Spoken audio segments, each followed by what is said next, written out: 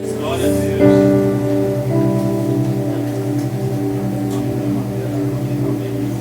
saúdo a todos com a paz do Senhor, amém? Pegue a sua Bíblia, por gentileza. Abra ela no Evangelho segundo escreveu São João, capítulo de número 1, versículo de número 1. Quem achou, quem for achando, quem está procurando, vai se mantendo de pé, para que nós possamos fazer a leitura do texto sagrado, se for costume desta casa, mas eu já vi que o pessoal gosta aqui de ficar em pé. Então, fique em pé em teu lugar. Enquanto você fica em pé e acha o texto, eu quero tributar ao Senhor toda a honra e toda a glória por estar aqui para, mais uma vez, pregando a palavra do Senhor. Quero agradecer a irmã que me convidou, gente. O nome da irmã é Suelen. Cadê a irmã Suelen? A última vez. Pronto, irmã Suelen. Que Deus abençoe a senhora, tá? É um prazer estar aqui. Quem está me acompanhando hoje é a Emanuele. Vocês oram aí, gente, que tem casamento para sair. Amém? Só 2 pessoas deram amém, né? Só Jesus. Emanuele está me acompanhando. Muito obrigado pela tua presença. Enfim, é um prazer estar aqui. João, capítulo de número 1, Santo Evangelho segundo escreveu São João, capítulo de número 1, versículo de número 1. Quem achou poderá ler comigo e sinalize com glória a Deus.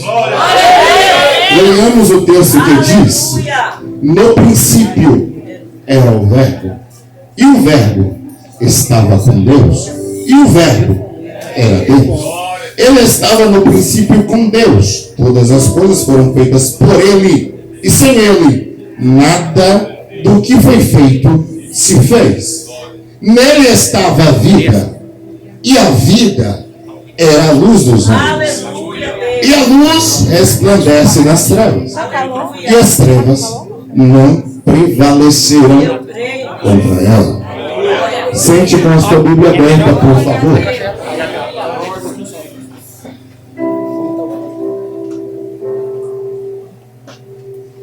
O tema desta festa, um tema bastante preciso, necessário, fatídico, incisivo, retrata uma condição a qual nós estamos, ou estávamos, a qual me é de responsabilidade relembrar. O texto em Levítico, tema desta festividade.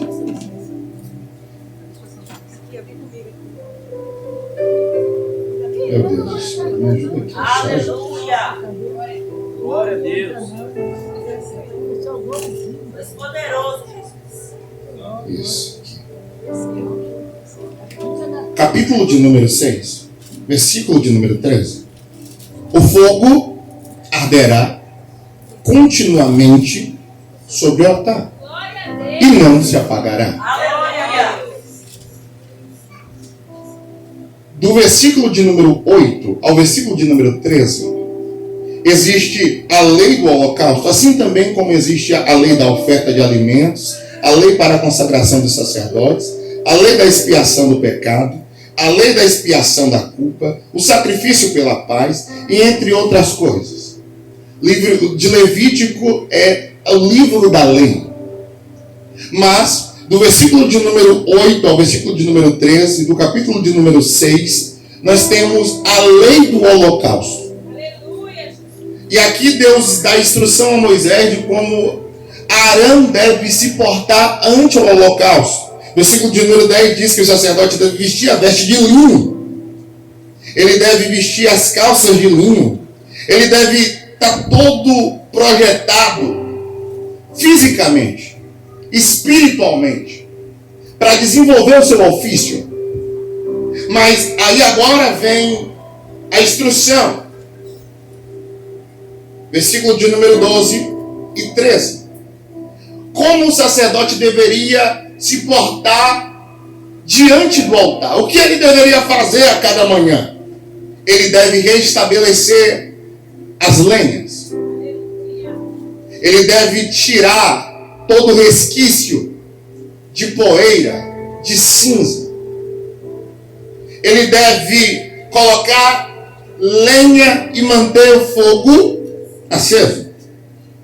Então vem a ordem direta, o comando irrevogável de Deus. A ordem de Deus. O fogo tem que arder. Arderá continuamente. Não se apagará. Por que não pode apagar? Porque é no altar onde as pessoas vão oferecer sacrifício. E sempre as pessoas vêm oferecer sacrifício. Se o fogo apaga, o sacrifício cessa. Agora, por que o povo vem oferecer sacrifício? Por causa do pecado, ora essa. Se o povo tem pecado, o povo tem que se desculpar ante a Deus. Como se desculpa, Gabriel? Pega aquilo que você tem condição de comprar. Pombinha, cabrito, bode, ovelha, cordeiro. Pode parecer tudo a mesma coisa, mas não é. Pega o que você tem condição de pegar. Vai diante do sacerdote. Faz a oração. E lá o animal é morto no seu lugar. Você agora sai sem pecado. Porque se o pecado só pode ser reparado a preço de sangue, alguém tem que morrer. A primeira vez que isso acontece é em Gênesis capítulo de número 22, quando Abraão vai no monte oferecer Isaque. A saber que quando Abraão ouve a voz de Deus chamando ele para que ele pudesse andar com Deus, em Gênesis capítulo de número 12, Abraão não conhece quem é Deus. Por favor, fica comigo para você entender. Abraão não sabe quem é esse Deus. Em meio a tantos deuses que existe em um dos caldeus, um Deus chama Abraão e ele pensa: eu não sei quem é, mas com certeza é algum desses deuses que nós servimos. Mas só que o que Deus pede para Abraão, em Gênesis capítulo de número 12, Abraão, sai da tua terra, da tua parentela e vai para a terra que eu te mostrarei. Ou seja, eu vou te mostrar, você não sabe para onde é. Você está saindo da sua casa para ir para outro lugar onde você não sabe onde é. E por que o Senhor não fala, Deus? Porque eu não quero que você saiba. Não quer por quê? Porque se eu te falar o endereço, você pode perguntar às pessoas que andam aí. Mais tarde nós vamos saber que a terra prometida é Canaã. Se você olhar no último versículo do capítulo de número 11 de Gênesis, você vai ver que Terá, o pai de Abraão, estava indo para Canaã. Então, se Deus fala para Abraão que a terra prometida é Canaã, Abraão fala para Deus: Deus, meu pai estava indo para lá. Eu posso pedir um endereço, eu posso pedir informação. Eu chego lá sozinho. E desprenda então a sua ideia, a sua mentalidade de que é vontade de Deus que Abraão chegue na terra prometida. Não! Porque a terra prometida poderia ser ali mesmo onde Abraão estava. Porque de Deus é a terra e a sua plenitude. A terra prometida é em qualquer lugar para quem está com Deus. Você não está entendendo? Eu vou repetir. A terra prometida é em qualquer lugar para quem anda com Deus. Se é no deserto, ele está lá. Se é nas águas, ele está lá. Se é no fogo, é terra prometida também. Não importa. Pode ser o lugar mais insalubre que exista. Se Deus está contigo, a terra prometida é ali. Vem comigo para você entender. Então, Gabriel, o que Deus está dizendo? Deus está dizendo que não é para Abraão ir para a terra prometida? Sim. Você está dizendo que Deus não está chamando Abraão para ir para uma terra prometida? Sim. Que Deus está chamando Abraão é para andar com ele. É por isso que não revela endereço. Porque se revelar endereço, não precisa de Deus. Abraão, sai da tua terra e da tua parentela e vem andar comigo. Por quê? eu quero que você venha andar comigo? Porque eu quero que eu e você desenvolva um relacionamento. E relacionamento eu só desenvolvo na caminhada, caminhando todo dia. Relacionamento eu só desenvolvo acordando todo dia, olhando para o céu e perguntando: para onde é que nós vamos hoje, papai?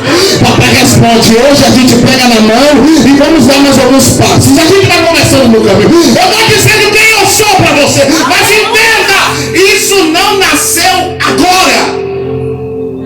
O que Deus está pedindo para Abraão, o que ele pediu para o primeiro homem, isto é, Adão. Vamos voltar, a gente está regredindo, tá vendo? A gente está voltando. Deus criou o homem, Gênesis capítulo de número 12, versículo de número 7. E formou o Senhor Deus o homem do pó da terra, soprou em suas narinas o fôlego de vida, e o homem foi feito alma vivente. Aleluia. E agora? Tudo tem um motivo, tudo tem uma causa, nada é por nada, tudo tem uma finalidade, é o que na filosofia se chama de telos. Repete essa palavra comigo: 1, 2, 3. Fala de novo, tá fraco. 1, 2, 3. Telos significa finalidade. É uma das principais perguntas da antropologia filosófica. O que é o homem? Quem é o homem? Para que serve o homem? Existe um livro de Heidegger que o nome é este: o que é a coisa? O que é uma coisa? Quando René Descartes, pai da filosofia racionalista, está formando a sua filosofia, ele pergunta: o que eu sou? Ele não sabe explicar. Ele também não tem resposta, porque ele decidiu na sua metodologia filosófica duvidar de tudo que ele acredita tomar como verdade. Segura isso aqui. Então ele para e pensa: eu não posso duvidar de duas coisas. A primeira, não posso duvidar da minha própria existência. Por quê? Porque eu estou pensando. E se eu penso, logo eu existo. Então eu não posso duvidar que eu estou aqui agora, porque eu estou em atividade, eu estou pensando. Eu estou pensando que eu estou aqui, então realmente eu estou aqui. A segunda coisa que eu não posso duvidar, eu não posso duvidar da existência de Deus. Por quê? Porque dentro da minha consciência pensante, eu tenho noção daquilo que é perfeito. Ora, eu não sou perfeito. Ora, nenhum amigo meu, ser humano, é perfeito. Olha para o irmão que está do teu lado, pergunta aí: você é perfeito? Se você achou, ou se você não achou, olha para o outro lado, pergunta para o outro lado: você é perfeito? Não, pergunta para ele. Eu tenho certeza que ele vai dizer: eu não sou. Então, eis a pergunta: da onde surgiu essa ideia de perfeição que está contida dentro da mentalidade humana?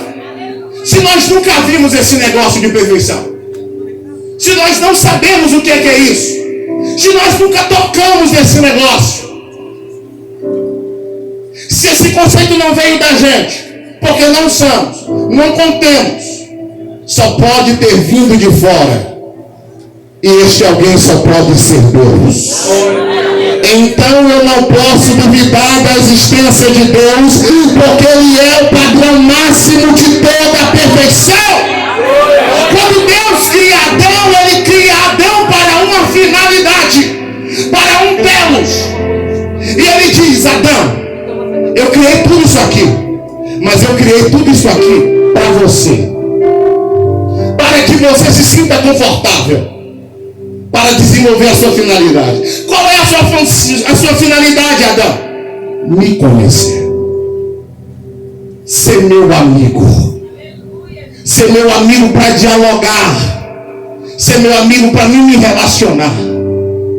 É por causa disso que toda a criação fica pasma no que Deus está fazendo, porque ninguém em toda a criação do universo, no céu, na terra, embaixo da terra, teve a honra de tal privilégio. Os anjos, eles cresceram, eles se desenvolveram com o falar de Deus, com o racho de Deus. Deus soprou vento, eles apareceram. Mas o ser humano, Deus foi modelando, construindo, desenvolvendo aos poucos, com toda a perfeição, com toda a cautela, e a eles Deus deu uma função: vocês vão me conhecer.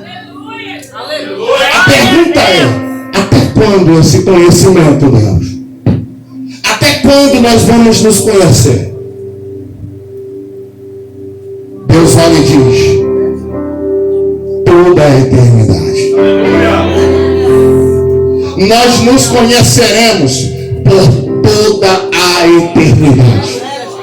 Então vamos começar. Coloque nome nas coisas. Então Adão começa a colocar nome nas coisas. Dando nome, Adão captura os objetos, captura os seres, fazendo os seres se tornar objeto do seu pensar.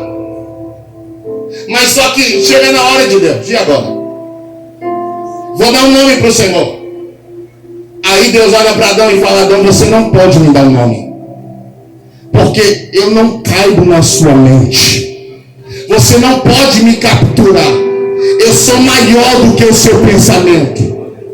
Você não tem nem capacidade de conter todas as informações que residem sobre mim, na sua mente. Por quê? Porque eu sou muito maior. As informações que existem sobre mim são maiores do que você pode ter capacidade de aguardar na sua mente. Nesse estado, como eu faço para me lembrar do Senhor?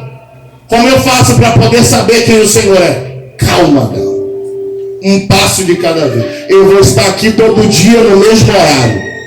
No cair da tarde, todo dia eu vou ensinar quem eu sou um pouco para você.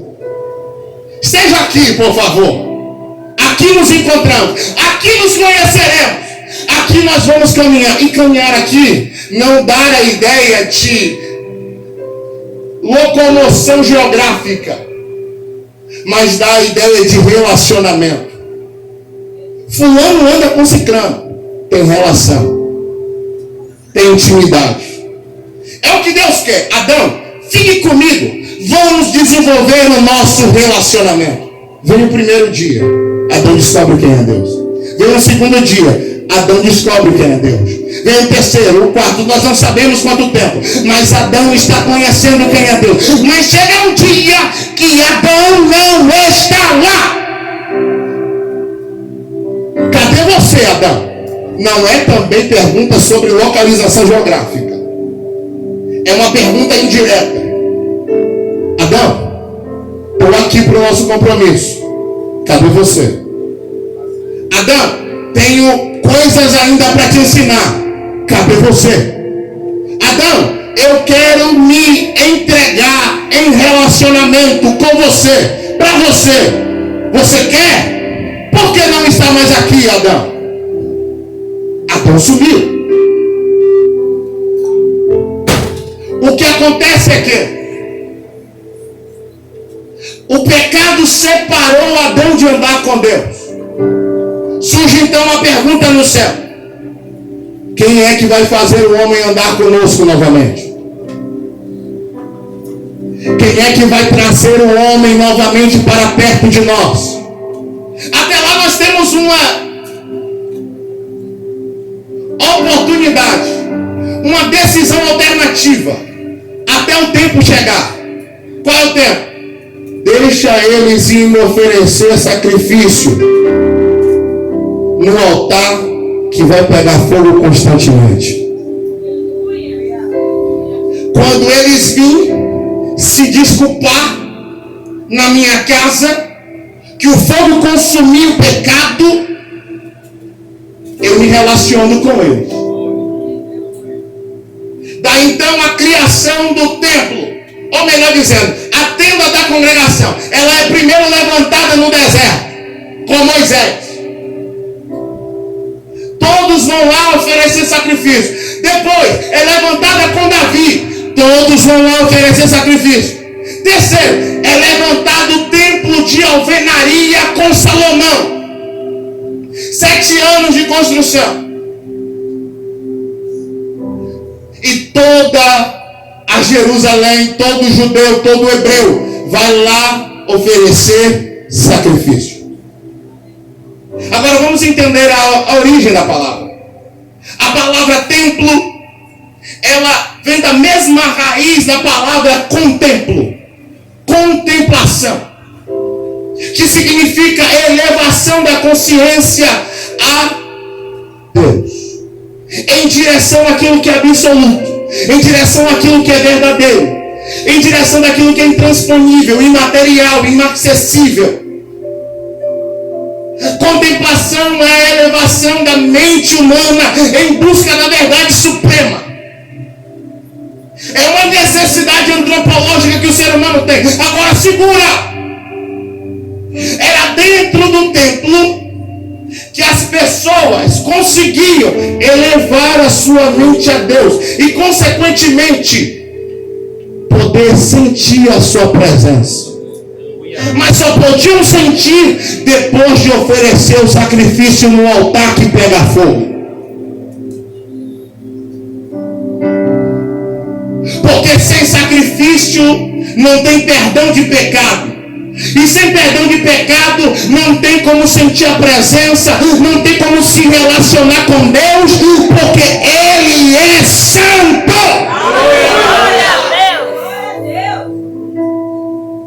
É interessante lembrar de um texto. Isaías, capítulo de número 6.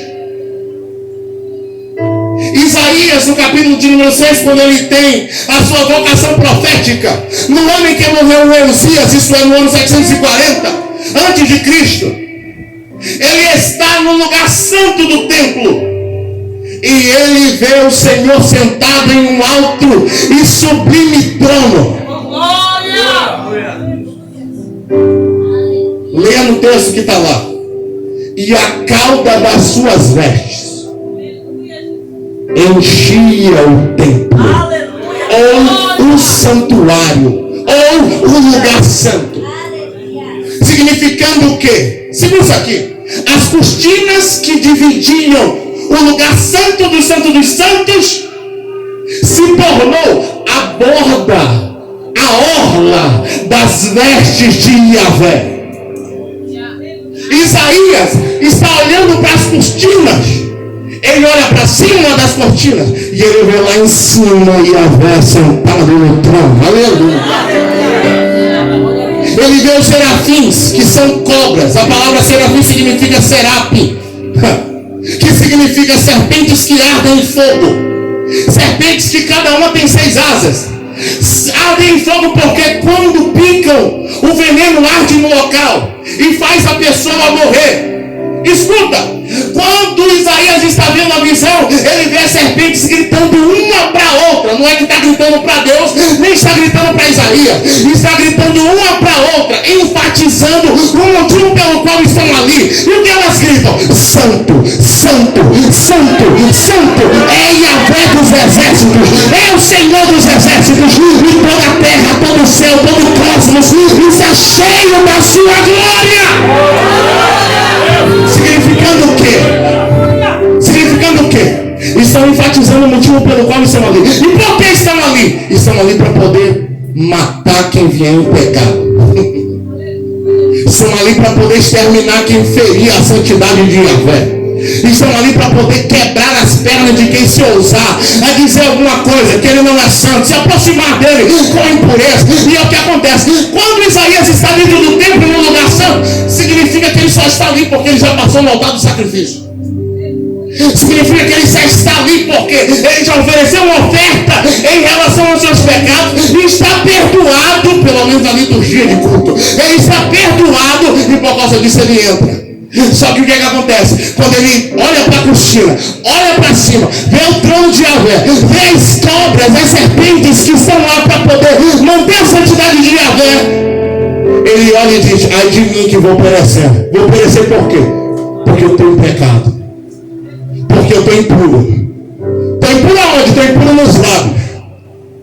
A palavra ali é iniquidade. E iniquidade quer dizer culpa. Aí vem agora, na visão de Isaías, uma cobra, uma serpente com 6 asas voando e passa perto dele. Ele está se tremendo todo. Deus tem misericórdia. Passa perto dele, vai lá no altar do sacrifício, o altar que pega fogo, pega uma tenaz, tira de lá, passa nos lábios aonde ele reconhece que tem pecado, porque aonde tem pecado, onde a consciência acusa, é lá onde Jeová vai, é lá onde Jeová vai. Ele vai tirar o peso da consciência, vai tirar o peso da culpa, vai tirar o peso da alma, passa brasa nos lábios e diz: olha, Isaías, isso aqui, mostrando a brasa para ele. É só você ler o texto. Ei, isto aqui tocou nos teus lábios e a tua iniquidade foi tirada, a tua culpa foi tirada. Ele estava lá, tinha feito sacrifício, mas ainda tinha culpa na consciência, ainda não se sentia perdoado, ainda tinha coisa para acertar com Deus. Deus falou: não importa, Isaías, eu te purifico agora. Toma a brasa tirando do altar, toma a brasa tirando do altar, pelo amor de Deus. Levanta essa tua mão aí, pelo amor de Deus. Se você estiver acreditando, tiver um pouco de fé nessa palavra, essa mesma brasa que está em cima do altar do sacrifício passa em você essa noite, e aquilo que te deixa em culpa, que te deixa em falta, que te deixa distante, hoje ele tira de você e você vai se aproximar um pouco mais dele.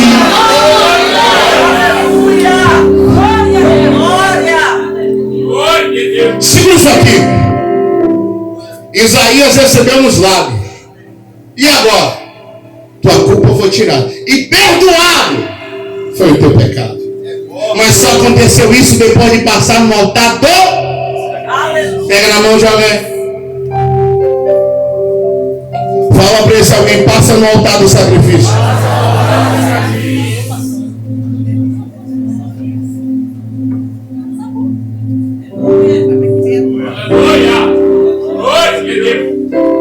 João capítulo de número 1, por favor, Bíblia aberta.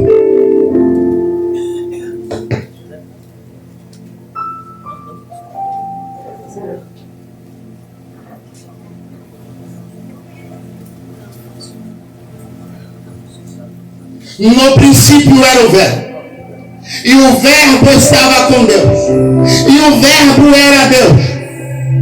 Está falando da pré-existência de Jesus Cristo. Jesus Cristo está com Deus antes da criação de Gênesis capítulo de número 1. No princípio, em Gênesis capítulo de número 1, Deus já está se abrindo para criar. No princípio criou Deus os céus. Me ajuda a pregar, por favor. No princípio criou Deus os céus.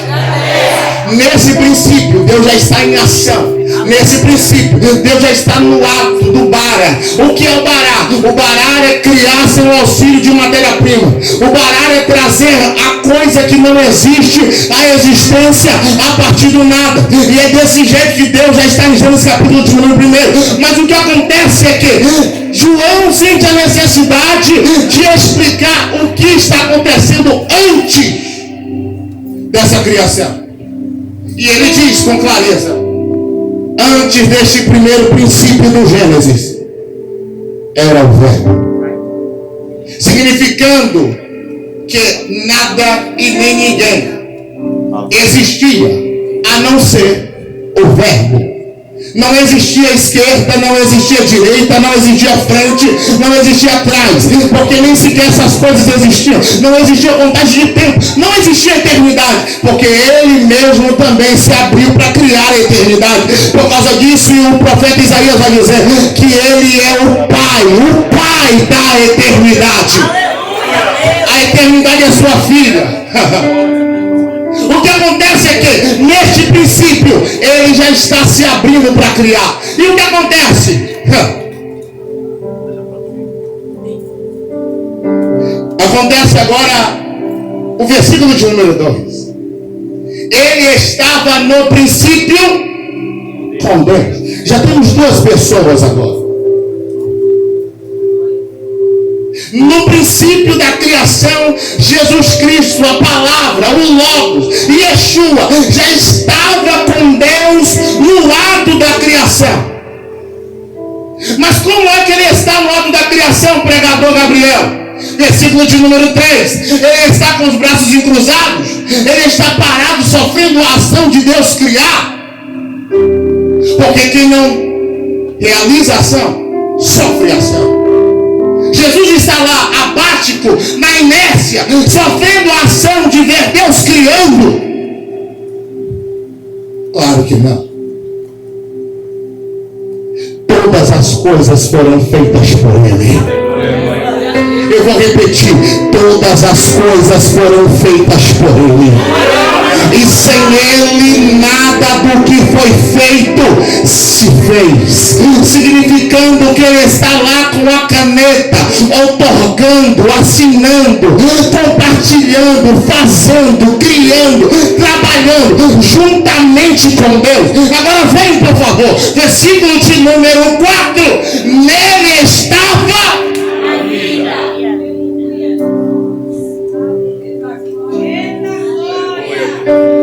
Perceba que existem 4 palavras em grego para a palavra vida. Existe a palavra push, que significa vida animal. Existe a palavra pneuma, que é vida do espírito.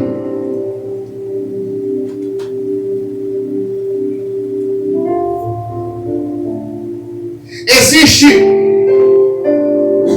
a vida do corpo, a vida da matéria.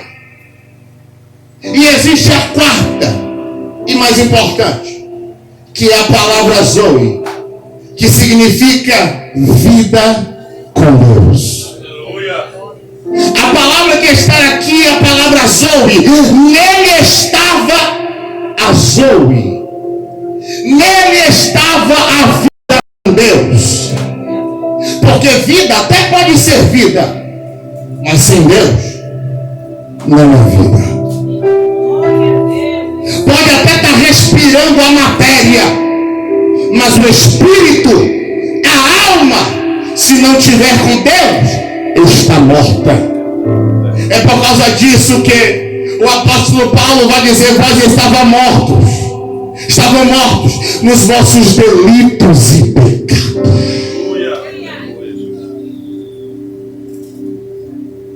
Quem anda sem Cristo anda sem aquilo que é primordial na vida humana, que é a razão para a qual o homem foi feito, o telos do homem. Qual é o telos do homem, Gabriel? Relacionamento com Deus. Nele estava a vida com Deus, nele estava o relacionamento com Deus, nele estava a comunhão com Deus. Não existe mediador a não ser Jesus Cristo. Aleluia. Bruno Leonardo não é mediador. O pregador Gabriel não é mediador. O Papa não é mediador. Os montes de bispos que existem aí não são mediadores. Só existe um mediador entre Deus e os homens. Só existe uma ponte para acessar a Deus, e esta ponte se chama Jesus Cristo. Daí então vem o escritor aos Hebreus no capítulo número 10, dizendo: entremos, pois, irmãos, por este novo e vivo caminho que Ele nos consagrou, isto é, pela sua carne, pelo seu sangue. Entremos, pois, de coração puro, de alma lavada, aleluia, e com as vestes limpas, porque mantendo firme a confissão da nossa esperança. Por quê? Porque fiel é quem prometeu. Fiel é quem prometeu. Ele é fiel. Nele estava a vida com Deus. E essa vida com Deus era a luz dos homens.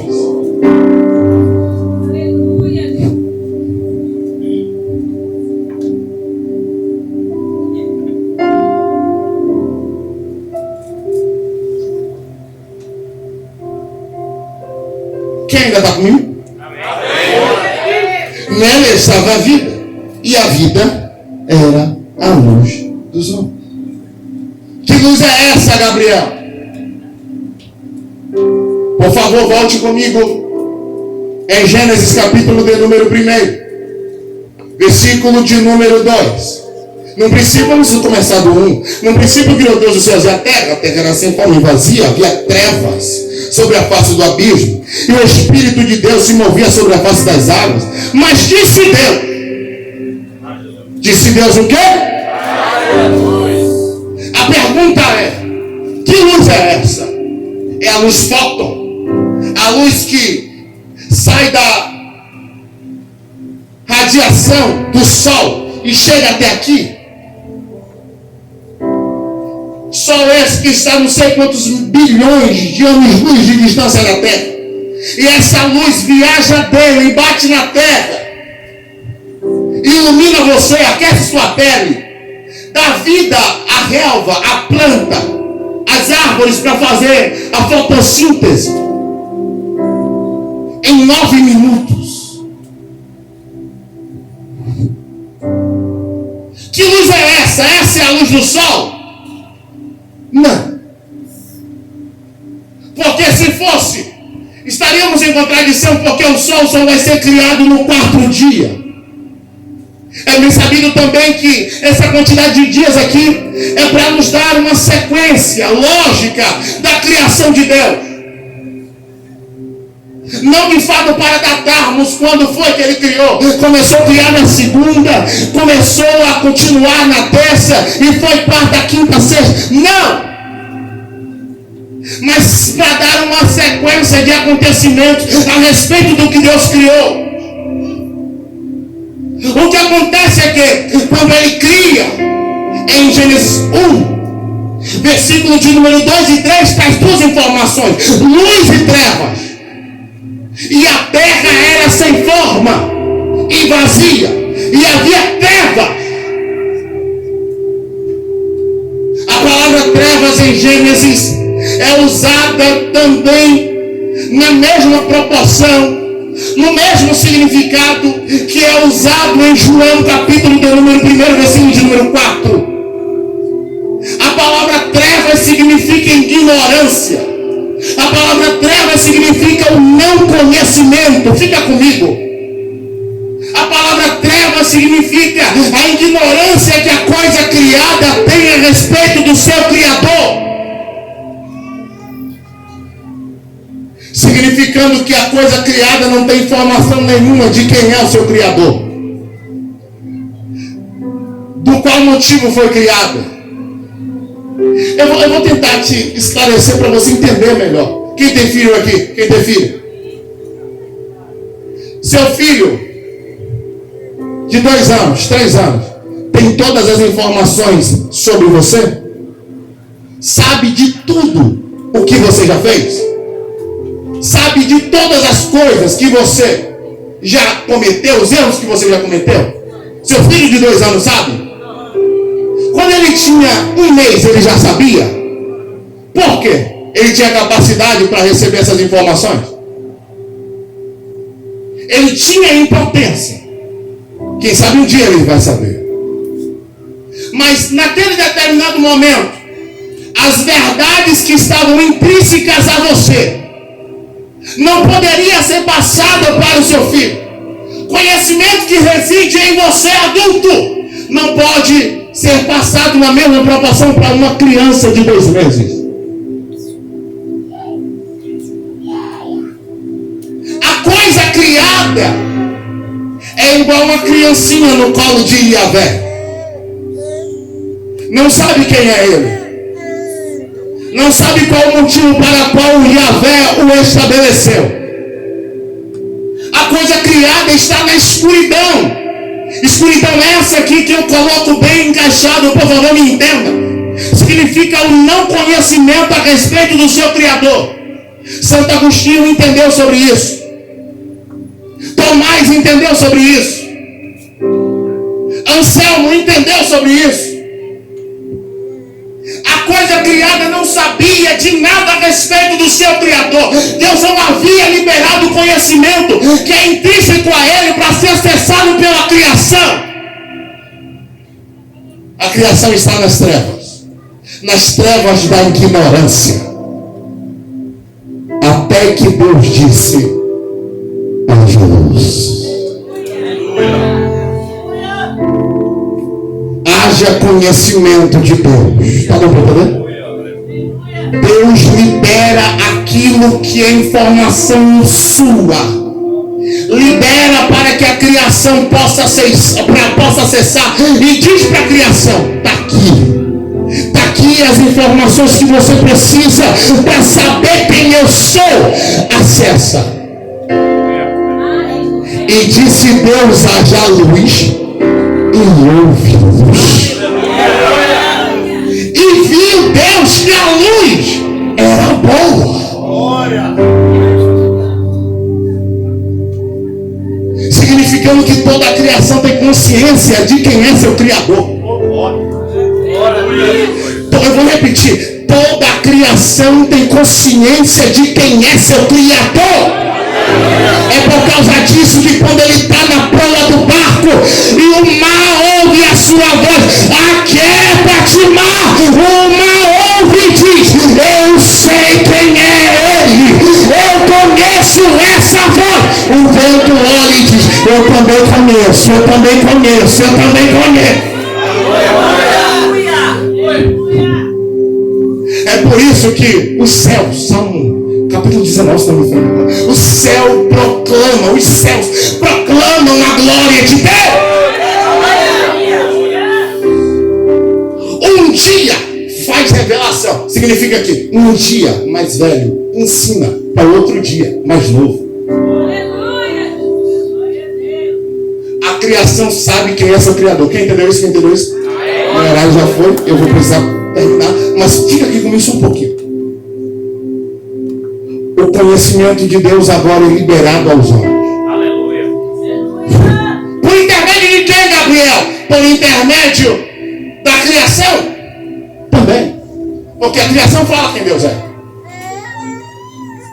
O sol, a lua, o mar, as estrelas gritam, gritam, gritam: Deus existe, Deus existe, Deus existe, Deus existe, Deus existe. Os passarinhos de manhã acordam cantando, eles estão louvando ao Criador, dizendo: Deus existe, Deus existe, Deus existe. Aleluia. Se você puder, levanta essa mão, dá glória para Deus aí, crente. Aleluia, Jesus. Mas agora Deus investe mais. Ele fala: eu vou dar algo a mais para eles. O quê? Eu vou dar o meu filho. Aleluia. O pré-existente. Aleluia. O que vem antes de tudo. O que todas as coisas da criação conhecem sua voz. Você não entende, parece que não entende o que eu estou pregando, gente. Isso aqui é muito sério. Isso aqui muda a vida do crente quando o crente entende isso. O que acontece é que Jesus Cristo fala: prepara um copo para mim. Hebreus capítulo de número 10, versículo de número 5. Porque sacrifício e oferta não quisestes mais. Glória. Por isso um corpo me preparaste. No princípio do livro está escrito sobre mim, ou ao meu respeito, Deus, para fazer a tua vontade. Prepara o corpo para mim. O céu olha e fala: que é isso, Jesus? Que é isso, Deus? Tu, pré-existente, inacessível, intransponível, potência, ato, fonte de toda a sabedoria. Tudo que é só é porque tu é. Porque tudo que existe, existe em Deus. Fora dele nada existe. Tu vai assumir um corpo, uma matéria, vai se fazer carne. Eu não estou entendendo, Jesus. Prepara um corpo para mim. Tu quer um corpo? Você diz: não, calma aí. Um corpo fadado à dor. Um corpo que sofre as consequências do pecado. Não estou dizendo que no corpo de Jesus existia o pecado. Não, mas o corpo em que Jesus assumiu sofreu as consequências que toda a humanidade sofreu por causa do pecado. Isso é o cansaço, a dor, a fadiga, o luto, a morte, a tristeza, as lágrimas. Tudo ele também assumiu conosco. Assumindo a natureza, alabacandará, assumindo a forma, Prepara o corpo para... E realmente, quando Deus pede, quando Deus manda, tem que preparar. E prepara o corpo para ele. E agora? Filipenses capítulo número 12, segundo número 5. Tendo em vós o mesmo sentimento. Toma ele como exemplo. Tendo em vós, levanta a mão, o mesmo sentimento que houve em Cristo Jesus. Que mesmo sendo Deus, não teve por usurpação ser igual a Deus, mas esvaziou-se de si mesmo, assumindo a forma de servo, habitando entre os homens, e ainda assim humilhou-se, morrendo em morte de cruz. Mas escuta, ao terceiro dia ele ressuscitou, porquanto Deus Pai o exaltou, lhe deu o nome que é sobre todo nome, lhe deu o nome que é sobre todo nome, e a esse nome se dobrará todos os joelhos, todos os que estão na terra, embaixo da terra, no céu, todo joelho se dobra, toda língua confessa que só Jesus Cristo, só Jesus Cristo, só Jesus Cristo, só Jesus Cristo, só Jesus Cristo é o Senhor, para a glória de Deus Pai. Fica de pé em teu lugar, pelo amor de Deus. Nele estava a vida, e a vida era a luz do sol. Entendeu agora o que significa luz? Luz é conhecimento. Quem entendeu isso aqui, pelo amor de Deus? Nele estava a vida. A palavra vida é sobre vida com Deus. Nele estava a vida com Deus. E essa vida com Deus era a luz dos homens. Significando o quê? O homem só tem o verdadeiro conhecimento para o qual ele foi criado. O homem só desenvolve verdadeiramente a sua atividade quando ele tem essa luz brilhando na sua mente. Porque essa luz esclarece para o homem o que ele verdadeiramente nasceu para ser. Pega na mão de alguém. Você nasceu para quê? Você já se perguntou isso? Parece que eu nasci só para sofrer. Não foi para isso que você nasceu. Parece que eu nasci só para derramar lágrimas. Parece que eu nasci só para ser humilhado. Não foi para isso que você nasceu. Você só pensa assim até você compreender o motivo pelo qual você foi criado. Sabe por que você foi criado? Sabe por que você nasceu? Sabe por que você está aqui?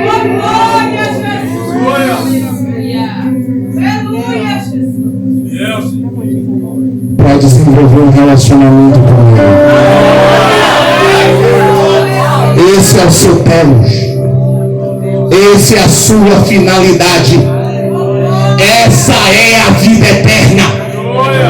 Quer vida eterna? Quer morar no céu? O povo fica achando. Por favor, não me perdoe falar isso, meu pastor. O povo fica achando que a gente vai morar no céu e a gente vai ficar lá todo vestido de branco até doutorar. Quem já pensou assim? No caso de gente, eu também já pensei assim. Só que a Bíblia não me ensina isso, tá, gente? Tá? Me perdoe. A Bíblia me diz isso. Oração sacerdotal de Jesus, João capítulo de número 17, versículo de número 3. E a vida eterna é esta, que te conheça.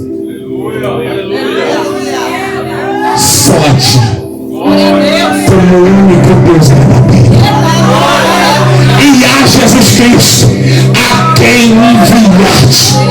A vida eterna já começou para alguém aqui? Deixa eu ver, deixa eu soltar a mão do irmão para levantar. Só um minuto, daqui a pouco você pegar a mão dele. Alguém aqui já começou a viver essa vida eterna? Desenvolver relacionamento, conhecimento com Deus. Alguém aqui já começou a viver essa vida eterna? A vida eterna é essa. Pega na mão do irmão. Nele estava a vida e a vida era a luz dos homens. E essa luz resplandece nas trevas. Essa luz esbagaça as trevas. A ignorância não consegue resistir quando essa luz chega. O meu conhecimento não consegue resistir quando essa luz... Escuta aqui, é por causa disso que tem muita gente que se corta, vai no rancor, fica 7 dias, 8 dias, trancado, se martirizando. E o diabo pega, faz sofrer, faz se cortar, faz isso, faz aquilo. Tem gente que não, sobe escada de joelho. Tem gente que não, se fura, se mutila, arranca membro. Na Índia tem um homem que ofereceu o braço, pastor, a Shiva, e disse para a Shiva que o braço ia ficar levantado, até que o braço calcificou, ou a mão do homem caiu, e nunca mais o homem conseguiu baixar o braço. Escuta isso aqui, as pessoas sofrem pela falta de conhecimento. Na China, as pessoas sofrem. Na Índia, as pessoas adoram gato, adoram cachorro, adoram rato, adoram vaca, adoram tudo, menos a Deus verdadeiro.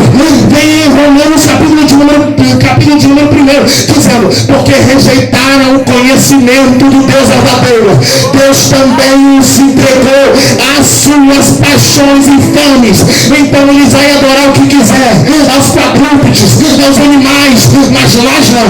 Nós fazemos menção do Deus verdadeiro. Nós invocamos ao Deus do altar, o altar que pega fogo, o altar que está em chamas. Oh meu Deus, eu estou com vontade de pular aqui, gente. Oh, aleluia. Esse conhecimento de Deus vai brilhar na tua mente hoje.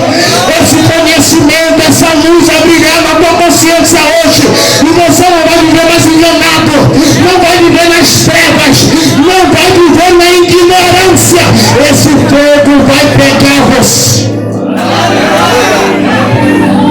Feche os olhos sobre sua cabeça, Senhor. Em nome de Jesus, Pai. Visite a tua igreja com a tua unção agora. Dissipe as trevas da nossa ignorância. Dissipe as trevas do não conhecimento. De fato somos errados, sim. De fato somos pecadores, sim. Mas o Senhor nos criou para uma determinada finalidade. O Senhor nos criou para um determinado telos. De fato nós postergamos esse chamado. De fato nós postergamos o motivo pelo qual o Senhor nos criou. Mas nessa noite, com a luz do teu conhecimento brilhando em nossa consciência, nos eleva a nossa consciência, eleva a nossa mente, eleva nossas almas, faz-nos sentir a tua graça um pouco mais de perto, faz-nos sentir, Pai, o motivo pelo qual nós somos criados, nos faz desenvolver um relacionamento, nos faz adorar ao Senhor com o nosso corpo, com nossa matéria, com nossa língua, com nossos gestos, com nosso pensamento, nos faz ser todos, nos faz ser todo, nos faz nos entregarmos não só a metade, nos faz, meu Pai, nos entregarmos como oferta de sacrifício em cima do teu altar. Que as tuas luzes, que o teu conhecimento, que a tua graça venha nos invadir e que o diabo venha perder, que os demônios que nos oprimem, os demônios que querem nos fazer de cachorros, os demônios que querem nos deixar mais baixos do que os cães, que eles caiam por terra agora, que a opressão saia, que o vício saia, que a ignorância saia, que o peso saia, que a doença saia, que a apatia saia, que a inércia saia e que a tua glória venha resplandecer em